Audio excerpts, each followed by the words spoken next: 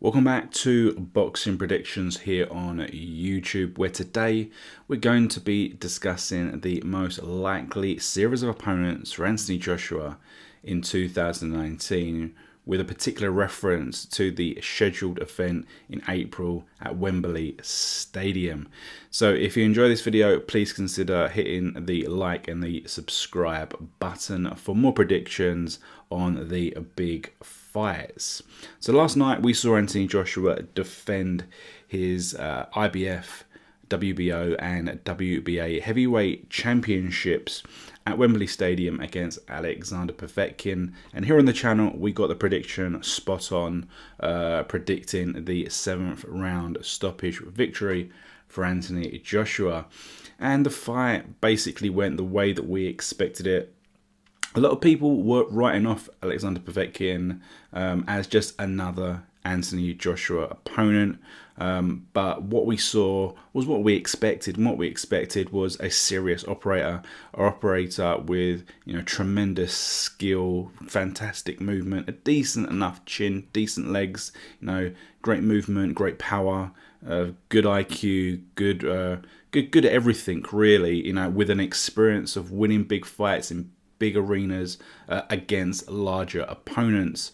And we saw that he actually, he hurt Joshua early on. He caused a lot of problems, and it took Joshua a few rounds to kind of work it out, get over, the injury that he sustained, and start to develop the distance before he was able to, start, taking control of rounds, ensuring the distance, preventing Povetkin from, closing that distance, how he does it so well, and then start landing the hurtful shots before getting ultimately the stoppage victory, in devastating style, which we've become accustomed to in watching Anthony Joshua fights, over the last 4 or 5 years. So now we've got to talk about the next fight. Anthony Joshua said in the post-fight interview that he would be putting up a poll to select his next opponent, and we know that there isn't much credence in any poll that they put out, because it doesn't mean anything because of all the different politics and factors that go into creating a fight card. So there are a number of possibilities. They spoke in the ring that there is no mandatory challenger for the next fight, but the fact of the potential for a mandatory coming in after this fight does change a lot of what could happen for the wider roadmap with Anthony Joshua opponents, depending on what the opponent is for this fight. So let's just quickly look at what the ranking. So in the WBO, we had Povetkin, we have Dillian Whyte, we have Jarrell Miller, Tom Schwartz, and Dominic Breazeale. Now, of them, the only likely opponent you'd think is Dillian Whyte. WBA, we've got Trevor Bryan, we've got Alexander Povetkin again, Fres Oquendo, Jarrell Miller, and Dillian Whyte. On the IBF side, we've got Kubrat Pulev, Alexander Povetkin again, we've got Hughie Fury, and we got Pacquiao. So in the coming months, we have a series of fights that could affect any mandatory positions with the heavyweight titles. We've got Pulev and Hughie Fury fighting, which will be for a mandatory position. We've also got the much long-awaited heavyweight title challenge of Fres Oquendo against WBA regular champion Manuel Charr. And we've also got Jarrell Miller fighting the back end of this year to strengthen his position. So these are fights in the next couple of months which could, create a mandatory challenge for one of the WBA, IBF, WBO sometime in 2019. So why is this important? It's important if we do not get a unification fight in this scheduled April fight in at Wembley, April 2019, because if we don't get the unification fight, it's possible that one of these bodies could enforce a mandatory position for the next defense for Anthony Joshua. So, if we are talking about, this unification with the WBC champ, if it doesn't happen in April, when is it going to happen? You know, this suddenly starts to push it even further and further into the future, which could be a problem. So let's start talking about the perceived contenders. You know, on the face of it, there's only two. You know, we've got the Tyson Fury versus Deontay Wilder WBC heavyweight championship fight taking place in December. We believe that there's no venue, and so it's potential that this may not actually occur. It may not happen. We'd like to think that it's going to happen, you know, but we just don't know at this present moment in time. Okay, so when you talk about these two guys, you know, we've already seen that there was a contract on the table allegedly, you know, for Deontay Wilder to fight Anthony Joshua, when he fought Povetkin, you know, this is when it was offered. I believe it may have been a 2-fight deal. Deontay Wilder allegedly opted against it. You know, there was serious cash on the table, and as I say, I believe it was a 2-fight deal, so there was a chance to avenge any defeat if it occurred. So what you have to think is, what has changed since that was offered? You know, AJ's continued to look impressive, you know, come over obstacles, okay? So what makes Deontay Wilder, you know, signing this more likely, you know?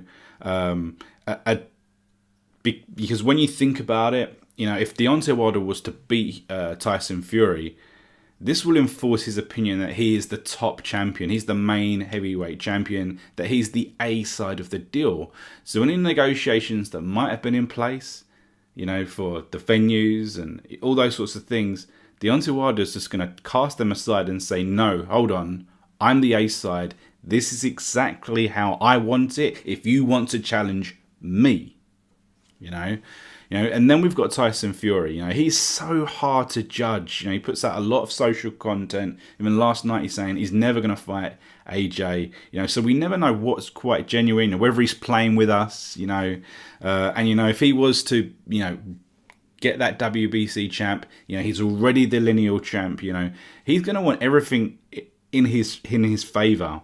And you know, it's my initial feeling that we're not going to see Deontay Wilder, we're not going to see Tyson Fury in April at Wembley, regardless of the outcome and whether, you know, the winner is injury free, unless, you know, get ready for the conspiracy theory, unless this was entirely set up as a ploy and that the contracts that have been discussed, you know, they weren't the genuine contracts, you know, and everything was leading towards this April 2019 showdown on the basis that AJ got through another great, you know, contender that the UK had already seen knock out David Price, you know, and the fact that Wilder goes through, you know, this amazing character in Tyson Fury to build up, you know, an absolutely epic 2019. But as I say, that's just a bit of conspiracy theory. And if that's not the case, you know, for me, I just feel that these fights are huge. They're so important to boxing that, you know, I just can't see that it's realistic for, you know, a Fury or Deontay Wilder to fight Anthony Joshua in the way that it has been handled. You know, the fact that they're saying that, you know, a venue for this April fight is agreed 8 months in advance. You know, in my opinion, Anthony Joshua versus Tyson Fury would be one of the biggest fights in the history of the sport, possibly just outside any of those super fights that involved Manny Mayweather. Okay, so now we have to move on to what is the most likely outcome, and that is a fight with Dillian Whyte, a rematch. You know, Anthony Joshua has already defeated Dillian Whyte some years ago. I actually said last week that in my opinion, that Deontay Wilder would be the most likely opponent regardless of anything that happens. You know, they're speaking about this poll that Anthony Joshua is going to put out a poll. You know, if that poll is put out there to the public, in my opinion, the fans will vote for Tyson Fury by a landslide to be the next opponent, by a landslide. So unless this is doctored, you know, that's the way that this poll will go. It will say Tyson Fury by a landslide. And for me, because of that, I don't actually see a poll ever happening, because how can they say we're going to put out a poll to decide who we're going to fight. And then if it's a complete landslide in one way, how can they then try and promote Dillian Whyte versus Anthony Joshua and say this is what the fans want? I can only presume they're going to put something out in a way where we never really see what it was, so that it can still play. The fans have demanded a rematch with Dillian Whyte, you know. And, you know, Dillian Whyte was there last night, and presumably he was there so that they could create some sort of face-off. But Sky TV messed it up. They didn't have him in the right location, and you could see he was absolutely fuming. He was fuming that he wasn't given the opportunity to go in there and really let rip. Classic Dillian Whyte, you know. So if that fight was to happen, you know, it would sell out. They'd hype it up, and it would actually be a decent fight.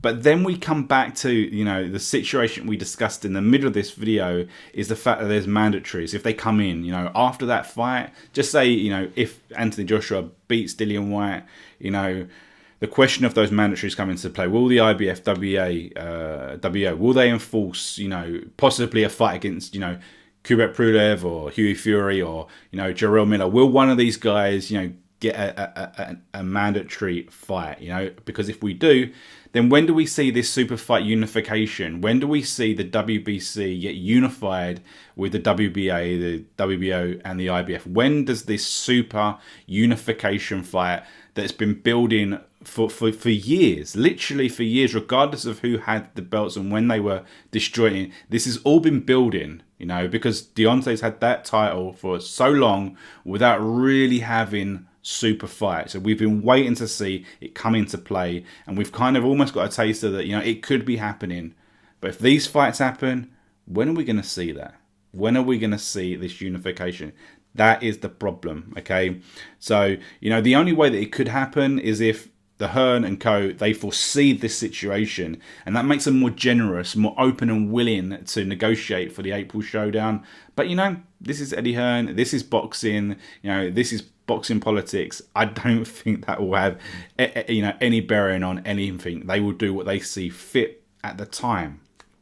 So that's what I think. I think that we're going to see Dillian Whyte against Anthony Joshua in April 2019 at Wembley, and then I foresee problems moving forward. So let me know what you think. What's the most likely outcome for this showdown in April? Jump down to the comments section. If you've liked this video, please consider hitting the subscribe button, and we'll see you in the future for more boxing predictions on some of the biggest fights dropping soon.